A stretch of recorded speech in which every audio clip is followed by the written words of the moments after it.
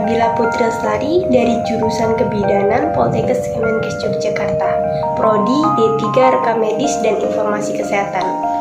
Di video kali ini saya akan menjelaskan dan mempraktikkan bagaimana cara seorang PMIK berkomunikasi efektif secara verbal dan nonverbal. Sebelum saya mempraktikkan bagaimana caranya, simak video saya berikut ini. Jika berbicara mengenai komunikasi, tentunya kita sering mendengar bahwa terdapat beberapa jenis pesan yang digunakan dalam berkomunikasi. Di antaranya yaitu pesan verbal dan nonverbal. Tapi, tahukah kalian apa itu komunikasi yang menggunakan pesan verbal dan nonverbal? Komunikasi yang menggunakan pesan verbal atau komunikasi verbal merupakan komunikasi yang diucapkan atau ditulis, sedangkan komunikasi nonverbal adalah komunikasi yang pesannya dapat dilihat dan juga dirasakan oleh panca indera. Selain itu, komunikasi verbal dan nonverbal juga memiliki fungsi. Secara umum, fungsi komunikasi verbal yaitu untuk penamaan suatu objek sebagai jalur interaksi dan transmisi informasi, menonjolkan artikulasi dan intonasi, dan juga sebagai sarana pengembang bahasa. Sedangkan fungsi dari komunikasi nonverbal yaitu untuk memperjelas komunikasi verbal.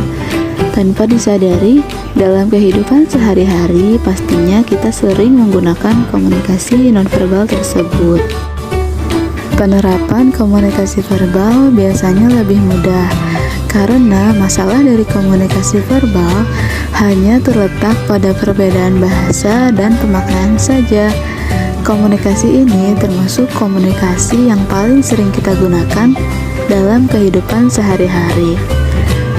Misalnya, berbicara dengan teman-teman, saling berkirim pesan melalui sosial media, kemudian berdiskusi, atau kegiatan surat menyurat.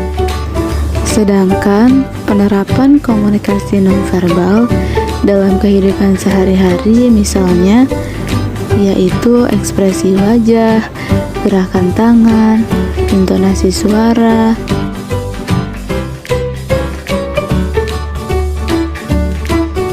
simbol, warna, dan kecepatan berbicara.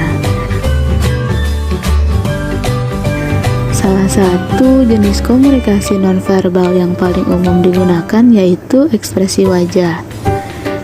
Tidak jarang kita sudah mengetahui informasi yang akan disampaikan lawan bicara, bahkan sebelum ia berbicara, hanya dengan melihat ekspresi wajahnya.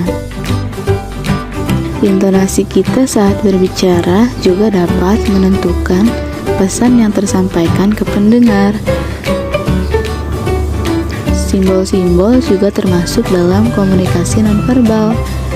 Di Indonesia banyak sekali pemaknaan simbol, mulai dari simbol P dicoret yang artinya dilarang parkir, simbol penunjuk toilet, sampai simbol hati yang artinya kasih sayang. Nah, seperti itulah penjelasan dari komunikasi yang menggunakan pesan verbal dan nonverbal. Semoga kalian tidak bingung lagi ya mengenai komunikasi tersebut. Nah, itu dia video penjelasan apa itu komunikasi verbal dan nonverbal. Semoga sampai sini kalian bisa sedikit demi sedikit memahami apa itu komunikasi. Untuk lebih lanjut dan lebih kalian bisa memahami, berikut video praktiknya, tonton sampai habis.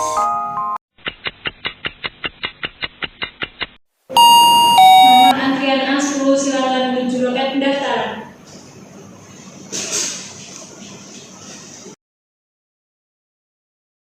Selamat pagi Bu, ada yang bisa saya bantu? Iya Mbak, selamat pagi. Jadi gini, saya punya keluhan mata saya sakit, jadi saya mau meriksain mata saya gini Mbak. Apakah ada keluhan lain? Nggak ada sih Mbak, saya cuma mau ngecek mata saya aja. Oke, apakah sebelumnya sudah pernah berobat di rumah sakit ini? Belum Mbak, ini saya baru pertama kali ke rumah sakit ini. Baik, sebelumnya akan saya buatkan kartu berobatnya dulu ya Bu. Untuk persyaratan kartu berobatnya, apakah ada kartu identitas seperti KTP? Ada Mbak, saya pakai KTP bisa? Bisa, saya pinjam dulu ya Bu. Iya. Iya Mbak. Oke, untuk kartu berobatnya akan saya buatkan dulu. Sebelumnya Ibu menunggu dulu ya, nanti akan saya panggilkan kembali. Ya terima kasih ya Mbak. Oke, Ibu sama-sama.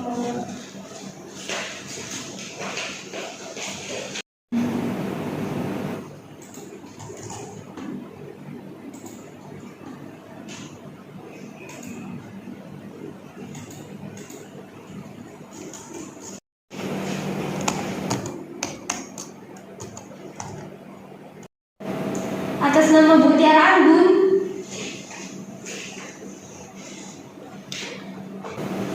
Ini kartu berobatnya sudah jadi Bu. Untuk kartu identitasnya saya kembalikan. Terima kasih. Dan ini kartu berobatnya ya Bu. Atas nama Bu Tiara Anggun. Iya benar. Untuk kartu berobatnya sendiri dimohon untuk dibawa ketika kembali lagi ke rumah sakit ini ya Bu. Oke, terus nanti selanjutnya saya kemana ya Mbak? Langsung selanjutnya Ibu bisa langsung ke Polimata. Kalau Polimata di mana? Kan saya baru pertama kali. Untuk Polimatanya Ibu bisa naik ke lantai 2, nanti langsung ke sebelah kanan. Nah, ruangan Polimata ada di sebelah Polijantung. Jadi saya langsung nunggu di sana ya Mbak? Iya Bu, udah. Terima kasih ya Mbak. Oke Bu, sama-sama.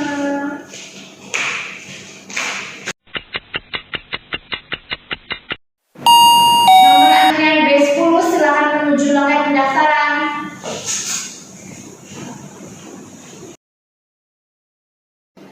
Selamat sore Bu, ada yang bisa saya bantu? Iya ada Mbak, jadi akhir-akhir ini saya sering merasakan nyeri dada di bagian sebelah kiri. Saya mau periksa Mbak. Jadi apakah ada keluhan lain Bu? Tidak ada. Baik, apakah sebelumnya sudah pernah berobat di rumah sakit ini? Sudah. Boleh saya lihat kartu berobatnya? Sebentar ya. Baik, saya pinjam dulu ya Bu. Iya. Atas nama Ibu Bella Nur Fitriana dengan nomor rekam medis 401449, benar? Iya. Baik, nanti saya ikutkan dulu ya Bu untuk saya rujuk ke poli jantung. Jadi Ibu bisa menunggu sebentar dan nanti saya panggil kembali. Iya, terima kasih. Baik, itu sama-sama.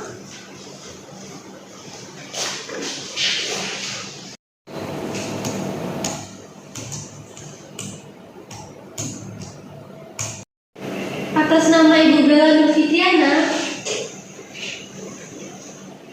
Iya Mbak. jadi ini kartu berobatnya saya kembalikan, bisa diambil kembali Bu. Ya, terima kasih. Mbak, untuk metode pembayarannya apa saja ya Mbak? Di rumah sakit ini menyediakan metode pembayaran melalui BPJS dan cash.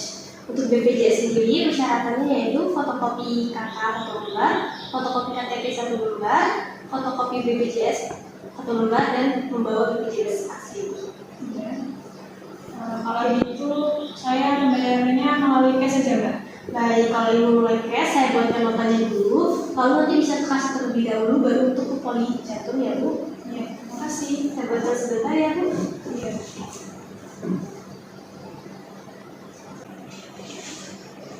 Baik Ibu, ini nota pembayarannya. Nanti bisa langsung ke kasir ya Bu untuk pembayarannya. Dan setelah itu Ibu langsung menuju ke poli jantung. Terima kasih Mbak. Sama-sama Ibu. Mbak, mau tanya, poli jantung sebelah mana ya? Ibu bisa langsung ke sebelah kanan menuju lorong. Nanti langsung ke sebelah kanan aja, nanti ada poli jantung di sebelah sana. Terima kasih ya Mbak. Sama-sama Ibu. Itu dia video penjelasan dan praktik saya mengenai komunikasi efektif verbal dan nonverbal. Untuk kesimpulan dari video saya tentang komunikasi, yaitu sangat penting bagi kita seorang PMIK berkomunikasi secara efektif. Mengapa demikian? Ya, karena dengan kita berkomunikasi secara efektif, pasien atau klien memahami cara kita memberikan pelayanan dan pasien dapat menerima informasi dari kita secara tepat dan akurat. Itu dia beberapa kesimpulan yang telah saya berikan. Semoga video ini bermanfaat. Wassalamualaikum warahmatullahi wabarakatuh. See you. I thought that I had everybody on my side, but I went and blew it all sky high, and now she won't even spare a passing glance, all just because I ripped my pants.